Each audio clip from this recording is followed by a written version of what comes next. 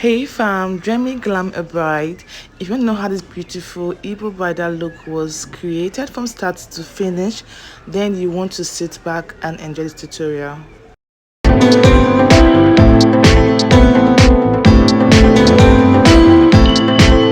Hey lovelies, welcome back to my channel. It's your favorite skill madam Nkcharmy.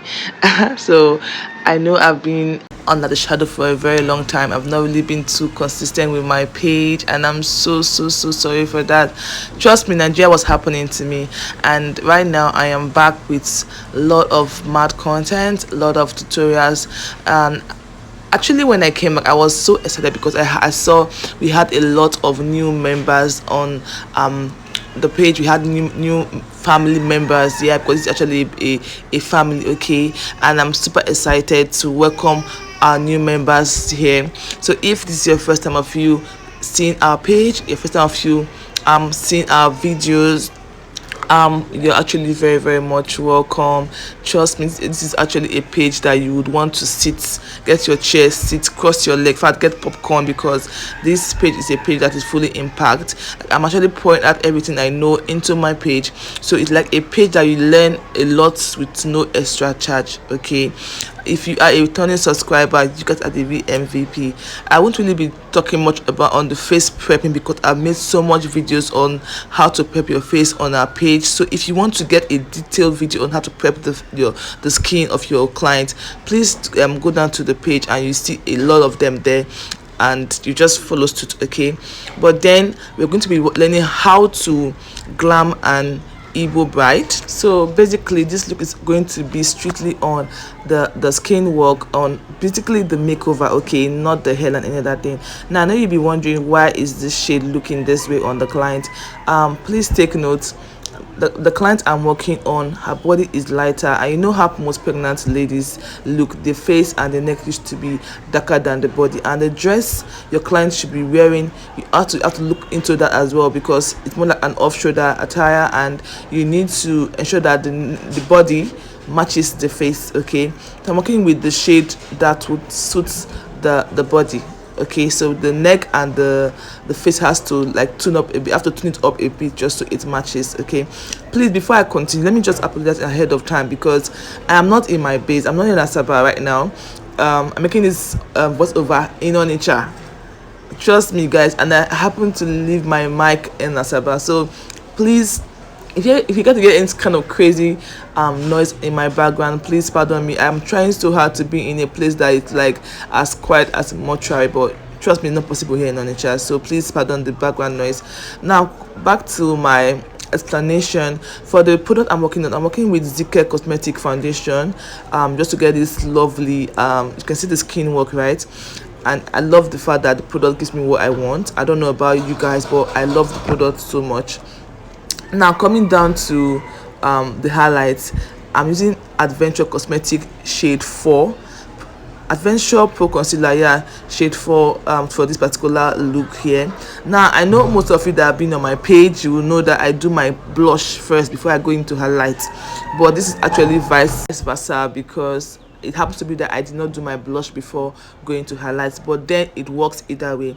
Now if you're trying to highlight the face of your client, you should know that basically for me and my student, I always tell them, try to blend out the outer regions first. As you can see me do right here, I love to blend out the outer regions first so that I don't have so much product on my beauty blender or the brush I'm using to blend out, and then so I will have a seamless flow of color from the dark shade up to the light shade, okay. So that's just basically what we do. Then afterwards I'll go ahead to do my blush. Now basically for this particular video, I'm actually using Blossom Cosmetics lipstick palettes for this. Yes, that works also very fine.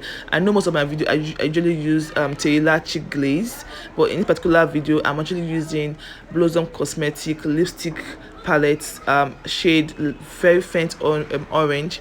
I think I actually missed the orange shade just to get this particular one I'm working with. Trust me, when the makeup artist is telling you shade this, most times we do miss so much shades to get what we want, okay. Now I'm going to blend this very well. One thing you should know about having to blush your the face of your client or doing your makeover is because it gives it that very very warm look. Yeah, it makes the face to be a little bit defined and cool, okay, as you can see in the video. Now afterwards I'll go over to use a shade darker or 2 shade darker. You can use your concealer palette, or you can use your pro concealer dark shade, or you can use a dark shade foundation for this. Okay, when you don't have a dark shade concealer, you can use a dark shade foundation to contour the nose. Okay, as you can see me do, properly contour the nose. Do not use too much product, preferably you just add little and then gradually keep adding than to pack too much so that it doesn't look like you are drawing on someone's face. Okay, it needs to look natural and it needs to look perfect and neat. So afterwards I went over to add a little bit of a concealer, a light shade concealer at the inner corner of the eyes there, just to ensure that the contour is not too much. Now after you're done with your liquid stage, you're going to go over to the powder stage. Okay, now I love to use a compressed powder first before I go over to set. And most of us use loose powder at this particular stage, but I don't know, I tried it once and it didn't work for me, so I will not teach what does not work for me. Something that I've used and I know that this is actually going to give you a good result, that's what I will teach. Okay, I'm actually using Charm Ageless big powder palette for this particular look right here, and trust me, I will not lie, this palette has been a good one that since I've been trying it, also I've been using it, also I added it to my collection. I've never ever regretted buying it. So the part that we highlighted are the part I'm going to use a light shade powder to set. Okay, you're just going to put the powder there for allow it to set for a while. The other part of the face, you're going to use a normal shade powder or her actual shade powder on the other part of the face. Now mind you, you have to blend properly. I know in all my videos I always hashtag blend very well, emphasis on the word blend very well, just so that it doesn't look like a drawing. Makeup needs to look like it should be a bit natural, even though we know that we have different layered product on the face. Okay, so blend out the other part using normal shade powder, and then the part that we highlighted, you use a shade lighter or 2 shade lighter from your powder palette just to set. Now remember, I actually set the face using a compressed powder first. Now I'm using a smaller blending brush to blend it out. I think it has stayed for a while, so blend it out to ensure that it is perfect. Now after that, I'll go over to recontour the nose using a shade darker for my for my powder palette. Okay, now using my powder to recontour the nose. Please take note, when you're doing this, you don't just go ahead to start creating straight lines. That's where most people get it wrong. You don't create straight lines. Preferably get a small 2-in-1 blending brush, or get a small blending brush to just do, so that you don't have sharp lines. Okay, afterwards I'll go over to like really set the face, because right here I'm going to allow it bake. Okay, I'm working with Adventure shade Natural Light setting powder. I love using this particular shade because it's actually lighter and it can go for almost every skin tone for me. Okay, so I'm just using this particular shade to set the face. I actually set all the parts that we highlighted. Okay, now down to my eyeshadow. I'm trying to see if I can explain everything as fast as I can. I actually mixed Beyond Beauty, I think that this should be hot red, yeah, Beyond Beauty hot red or hot flame, yeah, with a dark shade foundation to get this particular texture. And then I'm going to blend using a clean blending brush, blend out the outer corner first. Now when you are blending this, actually be very very fast, because one, with the hot flame lipstick that I use, is actually a matte lipstick, yeah, and then I mix it with a foundation, means that it will dry as fast as it can, because if I don't blend it very fast, it will dry off. So when you mix your matte lipstick with your foundation, so it's become a little bit moist, but know that if you don't blend it out very fast, it will dry. Okay, it will dry up. So I'm blending out the outer part first, just so that it gives me a very seamless finish. Okay, Afterwards, I'm going to go in with a dark shade brown, because I know I worked with light shade one and dark shade brown on the base. Okay, right here I'm using this is actually my glitter liner. This is actually my champagne gold glitter liner. I had other shade of gold, but it's actually my champagne gold glitter liner. I'm going to apply it just on the middle part of the eyes there, so it just gives me that halo kind of look. When my client opens her eyes, give me that halo kind of look. Okay, now I'm going to leave the eyes for now and then go back to the brows. Now, to tint the brows, I'm actually using hair wax. You can use hair wax, you can use brow gel to do that. Okay, but I'm using hair wax. Please take note, I love to use hair wax after doing skin work, not before skin work. Okay, because hair wax can actually prevent your makeup from sticking to the skin of your client. That can cause breakage. That's if you do it before you do your skin work. But after you've done your skin work, hair wax is on top of the product, not under the product now. So after your skin work has been done, you can actually go ahead to wax the face, okay, or wax the brow. Now I'm using this is actually Karatia gel liner shade brown. I'm using the brown shade to define the brows, that as you can see here. So carefully outline the down of the brows to the shape you want, and then go over to outline the upper part as well. Please ensure that the line is actually as tiny and as neat as can be. Then go over to shade the middle part. I have a tutorial on how to carefully draw your brows on the page, so please you can actually check that as well to get a proper, more detailed eyebrow tutorial. Okay, now I'm going over to use the same shade that we use for highlighting. That's Adventure shade 4, to conceal the brows, just basically the brow bone. That's the part I want to be a bit light, so I'm not concealing any other part, but basically just the brow bone that I want it to have a defined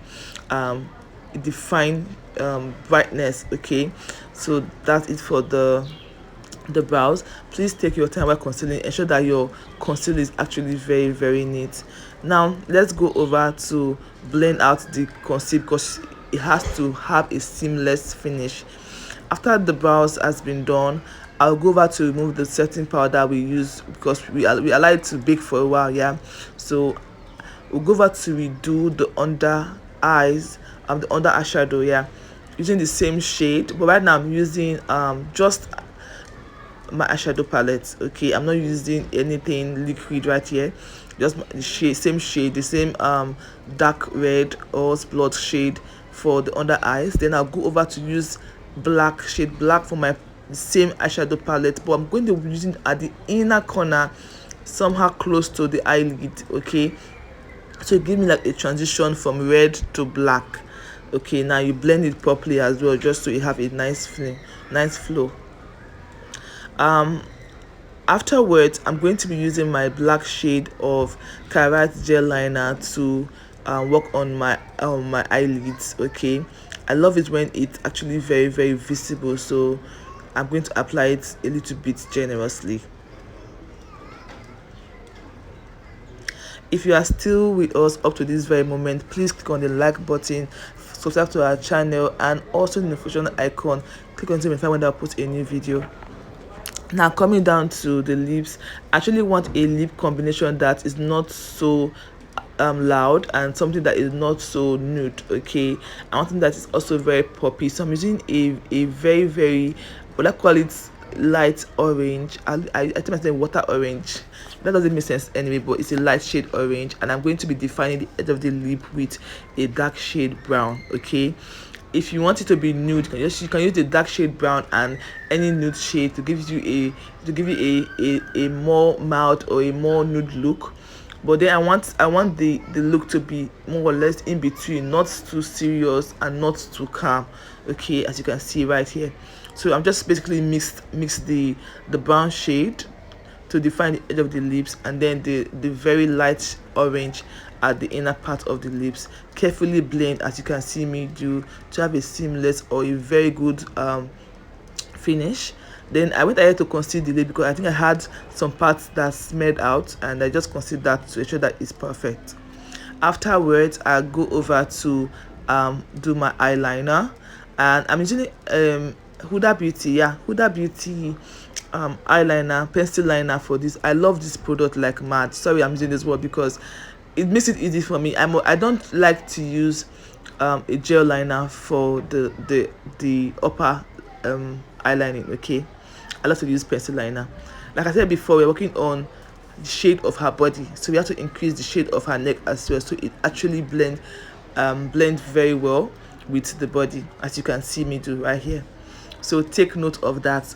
Try to ensure that all the shade, both the face, the neck, blends well with the body. Okay, I'm actually adding extra lashes to the one my client had on because she wanted me to make it a little bit fuller. Yeah, so I went to add a very let's say it's actually faint, not as full as the one we had. I added a fourth lash so that it gets a bit fuller, because that's what your client needs, and you're going to have to accept what your client needs. Okay, so that's basically it for the brows. Now we're going to go over again to reblush the face. I'm actually using the same shade I used earlier on, the orange shade, for this to more or less reblush the face, as you can see me doing this video. So just ensure that it's properly placed and it's not just too much. Then go ahead to bronze. I'm actually using Huda Beauty bronze palettes for this as well.